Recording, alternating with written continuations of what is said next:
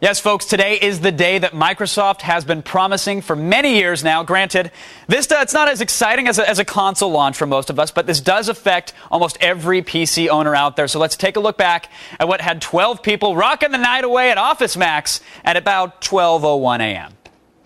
Windows Vista. 6 years in the making, hundreds of millions in development costs, but today Bill Gates proclaims that the next generation of Windows is here. Yeah, we've heard it all before. But is it really worth upgrading?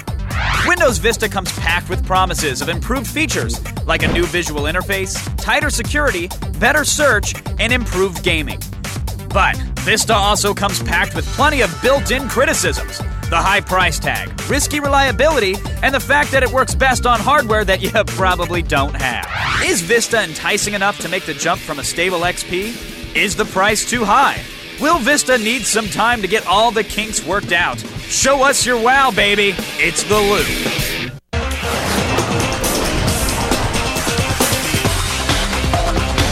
All right, folks, joining us via satellite tonight from the Microsoft campus in Redmond, Washington, Group Manager for Games for Windows, Chris Donahue is here, and from San Francisco, Editor for Extreme Tech and host of DL.TV, Patrick Norton. Welcome to The Loop, guys. Thanks, Kevin. Patrick, I'd like to start with you, sir. The wow, Gates says it's here, it's now. Tell me, are you wowed? I know your cap's on backwards. Was it blown that way? Was the brim in front until you installed Vista, or...? I'm old. I'm feeling a little punk rock. You know, had to wear the catcher's mask. Actually, the Vista install is amazing. It's so pretty. It installs fast. It promises to be more secure. Now that it's actually here, it's going to be interesting to watch that first 6 months to see what comes out of the woodwork to try to knock holes into it. So you've been wowed by the installation bar thus far. You've been wowed by a progress bar.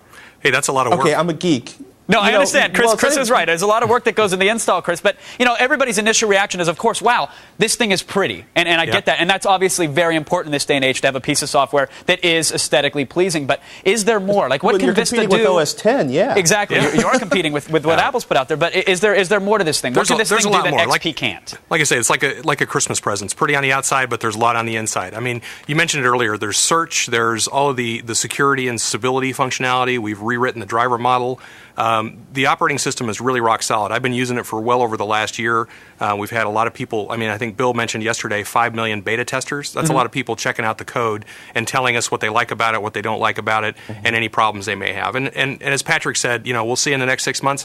Look, we're a big target, but we've responded, and that's what we spent the last 6 years doing with Windows Vista. And that's the thing. Microsoft has always been a huge target. They've really had to put up with dealing that. You had the big red bullseye. But Patrick, do you think that this security is going to last, or do you think that 6 months from now it's going to be the same old patch and wait system that we had with XP? I don't think patches are going away anytime soon. On launch day, there were patches that were starting to show up, or additions to the operating system that were starting to show up, other than the Hold'em poker, which is fabulous, I got to say. But you're looking at what you're looking at is going to be. Everybody in the world is going to be looking at this as a target. You know, if you've got a system that's more than 2 years old, you don't want to upgrade to the operating system. If your system's comfortable the way you are, you don't want to upgrade to the operating system. There's been some early tests that indicate if you're doing things like rendering out large video files, the performance is down for XP. So you got to really think about whether you jump into this one. On a new PC, I'm going to disagree with disagree with your point about upgrading. If your system's a couple of years old, you know, then you may have to upgrade some hardware. But, you know, there is so much more functionality and capabilities in Vista. Just the search functionality, and you couple that with Office 2007, it's an incredibly powerful tool, not just for business, but also for personal users. Yeah, but Office 2000, so between Office 2000 and an upgrade to this, you're talking about laying out a few $100s, assuming you're an Office user. The search is incredible, but you know what? I've been living with the clunky search in XP for the last few years. I can probably get along with it until I buy my next system.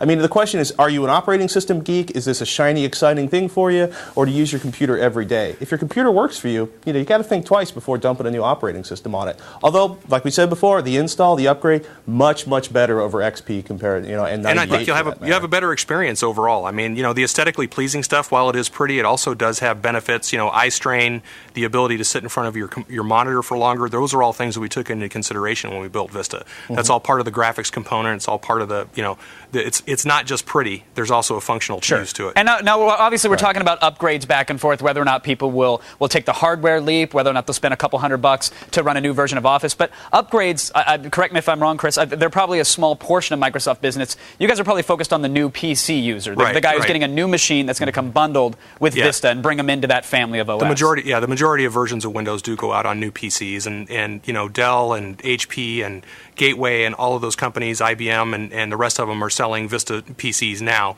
They've been selling Vista Ready PCs and Vista Premium capable PCs for well over 6 months now.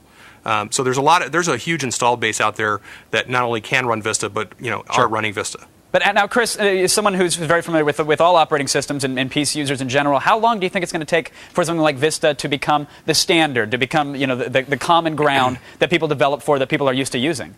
Well, the thing is that you mentioned DirectX 10, and we'll talk about that later on. But fundamentally, if you develop an application that runs well on XP, it's going to run well on Vista.